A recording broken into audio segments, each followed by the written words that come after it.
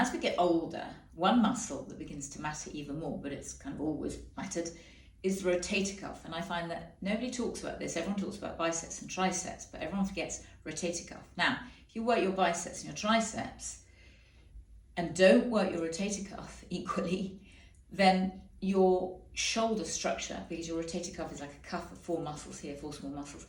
If you work these 2 big boys and then don't work this one, do you know 70% of all shoulder injuries are related to rotator cuff issues? Because the shoulder mechanic is what keeps these in place. So if you overdo these and don't do this, you can have shoulder injury. That's what frozen shoulder is. That's what most shoulder injuries are. And if you just remember, treat your rotator cuff with as much respect as you do your biceps and triceps. Everyone's sort of focusing on the vanity. You don't see the rotator cuff, but it actually is the thing that holds you together. So don't forget your rotator cuff. It's just too risky as we get older, as our joints get weaker and our bone density, etc. So I'm just going to show you rotator cuff. It's really simple. Here's a rotator cuff. So remember, like I showed you in the biceps, you're not wiggling around, yeah? You're working just your forearm.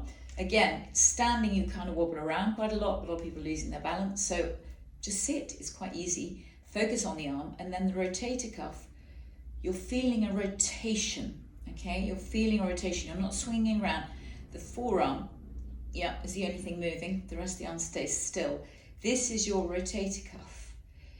Now, it's really interesting because on this side, I had a slight rotator cuff issue, and I've just got to remember that I always need to do that, because when it's beginning to hurt, work it a lot, make it even, don't leave it too long.